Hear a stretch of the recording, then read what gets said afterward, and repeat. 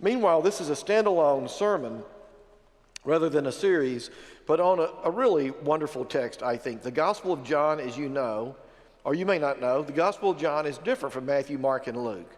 And this is a text that only John tells us. It's in the 5th chapter, beginning with the first verse. I think we've got it up there.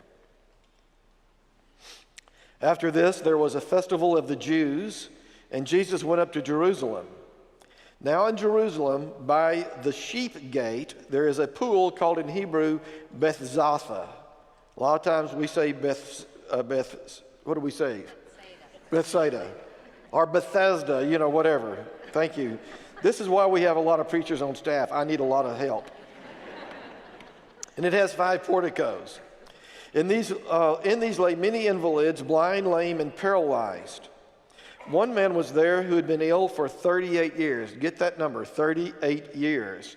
When Jesus saw him lying there and knew that he had been there a long time, he said to him, "Do you want to be made well?" Pay attention to the specifics of this text. Do you want to be made well? The sick man answered him, "Sir," he doesn't say yes. Here's his answer. He says, "Sir, I have no one to put me into the pool when the water is stirred up. And while I am making my way, someone else steps down ahead of me." And Jesus said to him, "Stand up, take your mat, and walk." At once the man was made well, and he took up his mat, and he began to walk. This is the word of the Lord. Thanks be to God. There is a book familiar to most preachers and New Testament scholars called Meeting Jesus Again for the Very First Time. Now, it's not a book I'm recommending to you. It's kind of a radical book, but it's the title that interests me this morning, and I'd like for you maybe to think a bit about that title, Meeting Jesus Again for the Very First Time. I think that could be the title of, if you were going to apply a title to this particular story out of John, that might be it. Because you see, those of us who read through the New Testament quite a bit, and maybe we've done so for years and years, Jesus can become kind of predictable. You understand what I mean? You can read through Matthew, Mark, Luke, and even through a lot of John, and you kind of see the same Jesus over and over again. Jesus had a teaching and preaching ministry, the proclamation of the gospel, but he also had this healing ministry, and especially with the healing ministry, you see Jesus pretty much acting in the same way over and over again. He's walking through a village, he comes upon a man, for instance, who is blind. And so maybe he'll make some mud out of his spit, and he'll put it on the man's eyes, and he'll say, "Are you able to see?" He'll heal the man of his blindness. Or there's a story where he comes upon these 10 lepers, and he heals them of the lepers. He says, "Go down, wash, purify yourself, and show yourself to the priest." So we just see that over and over again, Jesus coming upon people who had some kind of physical or mental, sometimes it would be a person that had a mental malady, but they had something going on with them, and Jesus would simply heal them. And we come to this text, and it is completely different. It's like meeting Jesus again for the very first time. So they'll just kind of tell the circumstances of this. There was this pool in Jerusalem known as Bethsaida, or whatever you want to call it. You can call it anything you want to. Those words are always difficult for me. So you can just call it the pool of Beth, maybe. But this man, here's the deal. These waters would get stirred up every once in a while. The top of the waters would get stirred up. And people believed that when the waters were boiling up like that, they had healing power. And so people would come to this pool to be healed. Whatever it was they had, they'd get in the pool at the right time, they would be healed. This man had been sick for 38 years. We get the impression that he was probably a paralytic. Now, it doesn't say, this is interesting, I've always preached this, I've always said that he had been there 38 years. I was reading it this morning, it doesn't say he's been there 38 years, it says he's been there a long time. So I don't know whether it's been 38 years or 30 years or 20 years. If you've just been there 20 years, that's a long time in my opinion. He's been there a long time, and this is his story. Jesus says, "How come, what are you doing here?" And he says, "Well, I'm trying to get healed. But every time the waters get stirred up, there's nobody to rush me down there. And so I have to kind of, you get the idea, he kind of crawls down there or pulls himself down there. He says, by the time I get there, Other people beat me to it. They've gotten in line in front of me. And by the time I'm there, the waters have calmed again. There's no healing power in the waters. It's a remarkable story. So he's been there for years and years. I think about this, the way I think about this in modern times, the frustration of this. Most of you will get this, I think. I'm on the Dallas North Tollway all the time. So here's how I think about this. You're driving north on the Dallas North Tollway, and it has a lot of construction going on now, as you know. And you see this sign that says, left lane ahead closed. Get into the right lane. And so the right lane's already backing up. You can see this. But you want to be a good driver, courteous driver. You want to be a good citizen. And so you pull over and you get into the right lane, right? And as you do so, you look in your rearview mirror and all these people are coming past you on the left side, right? And you know that every one that goes past you on the left side, you're going back, just like this. I don't know about you, but it's irritating. Not that I've never done it. Once. But it's irritating. And so you get closer and closer. There's this bottleneck up there. You get closer and you get closer and closer. And the closer you get, the more irritating it gets because you can see the bottleneck. You can see the chance to get through. And here comes somebody else flying by you and getting up there and intimidating somebody and getting in front of you again.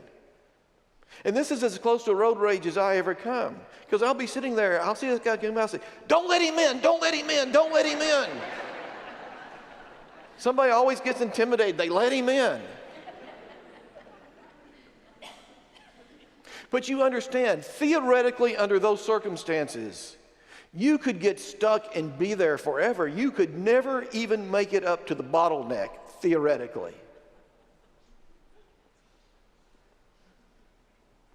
And that's exactly what happened to this man.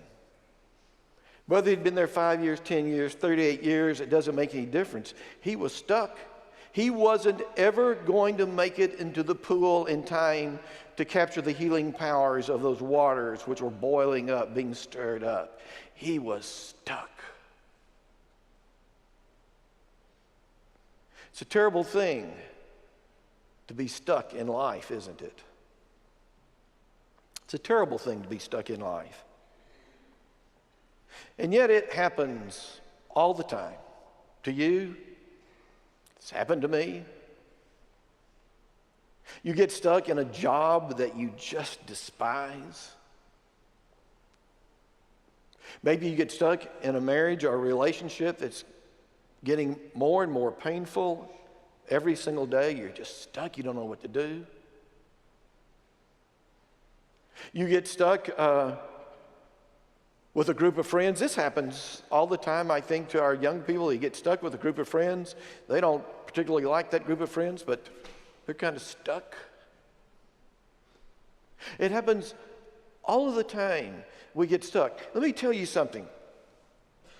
One of the great qualities of the human being, Homo sapien, one of the great qualities of human beings is that we are remarkably adaptable. We're extremely adaptable, and it's one of the great things that makes us who we are.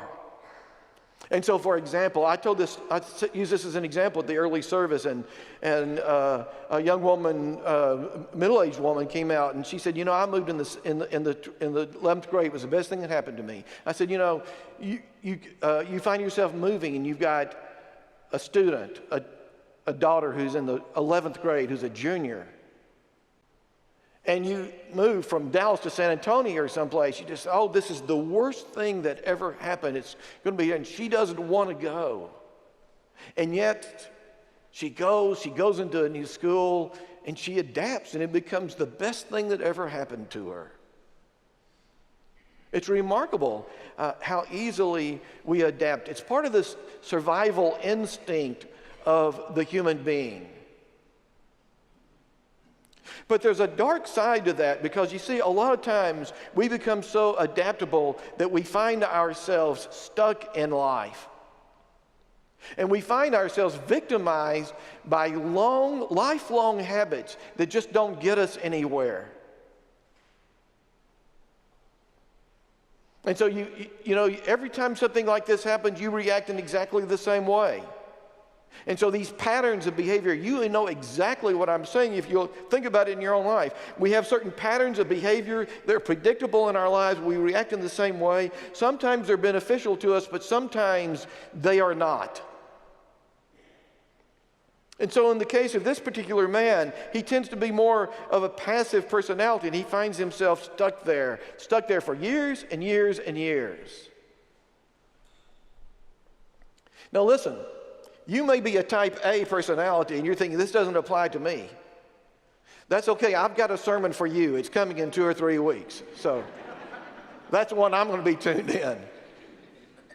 Because you see, all of us have these patterns of behavior, and it kind of determines how it is we react to one situation or another. At any rate, in this particular man's case, this is the way he's adapted to his life, and this is the way he was going to live out the rest of his life. He was going to die right there in that spot waiting to get into the pool, and he'd become so used to it, it didn't even seem abnormal to him anymore. Jesus says, "What are you doing here?" And he tells the story. I wonder how many times he had told that story through the years to how many different people. This had become his life. He was stuck. And Jesus said, "Do you want to be healed? Do you want to be healed?"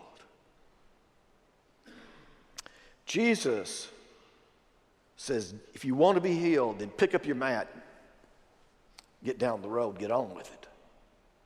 Jesus, the great encourager. Let me tell you something.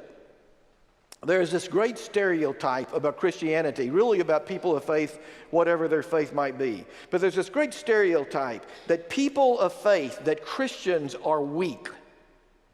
And frankly, I think there are a lot of Christians who have bought into this myth. Atheists love to say it.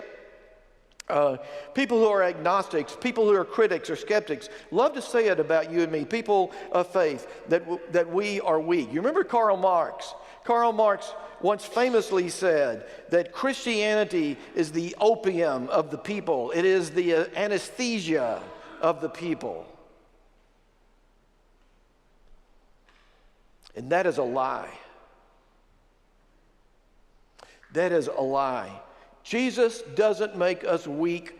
Jesus makes us strong. Jesus is the one who encourages us and tells us to get up, pick up our mat, get down the road, and make a difference in life.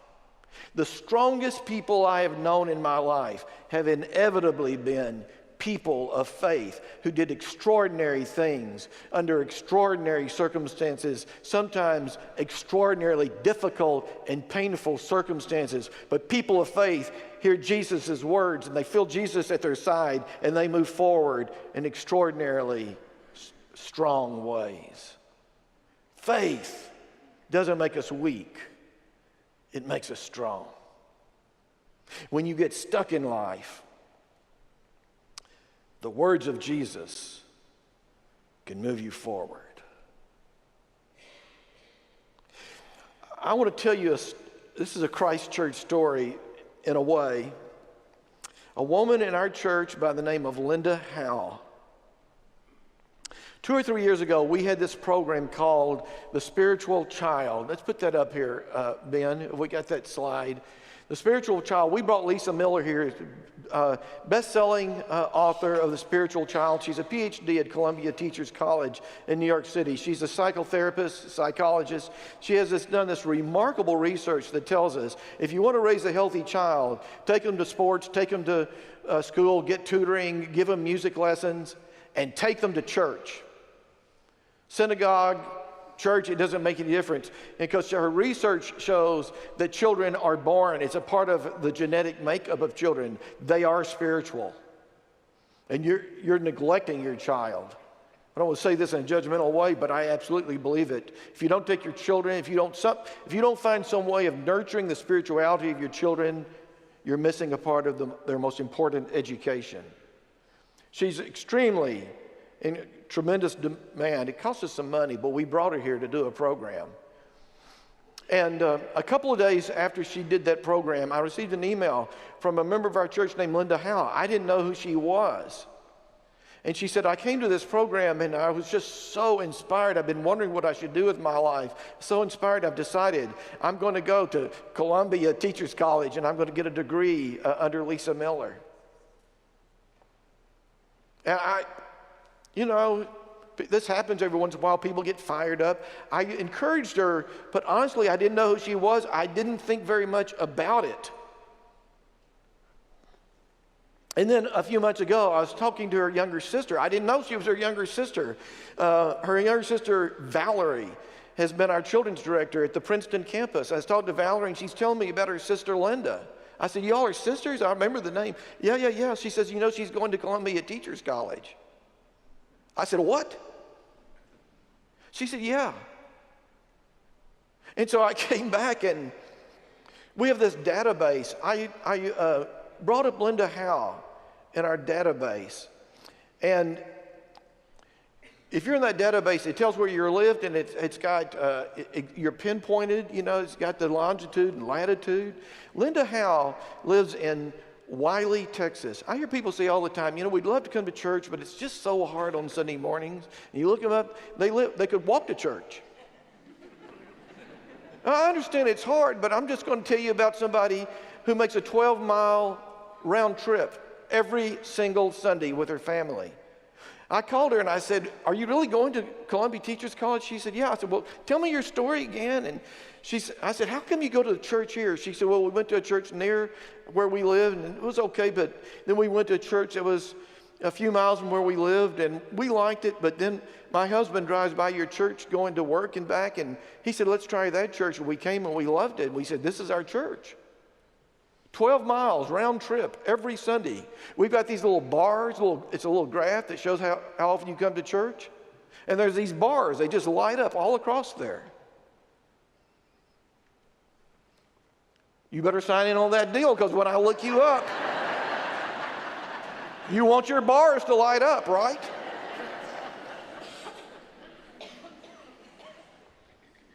And so I called her the other day. I said, tell me this story. She said, well, we grew up. My sisters and I grew up on the west side of San Antonio. Let's just say that they grew up in circumstances that were not middle class. They weren't lower middle class. They weren't even close to lower middle class. She said, my siblings and I are the first generation to get college degrees. She's a teacher. And I've just always thought that God will provide a way. So when I came to that program and I was so impressed by Lisa Miller, I thought, that's something I really feel like I'm being called to do, but I'm not sure. But she thought, what can they do other than just turn me down? So she sent them an application. New York City, Columbia, elite college. She said, I couldn't believe it. They sent me back. They said I'd been accepted. And then I was stuck again, because I thought, I don't have any way, not a prayer, of being able to pay for this. And she said, I thought, well, maybe I could apply for scholarships. What could they do? Just turn me down? So she sent off scholarship information. They sent it back. They said, you've got a full ride. So this summer, she completed her first semester. She's on her way to getting a degree, a master's degree under Lisa Miller, one of the preeminent people in her field, body, mind, and spirit. Isn't that a remarkable story? And yet it's less remarkable when you consider that this is a person who, from a young age, has heard Jesus whispering in her ear at every step of the way. You can do it. Be strong. Pick up your mat and move on. I'll be with you every step of the way.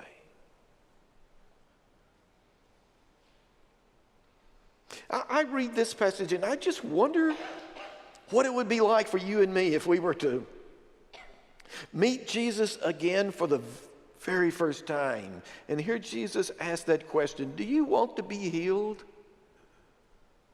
Get up. Move on. I'll be with you every step of the way.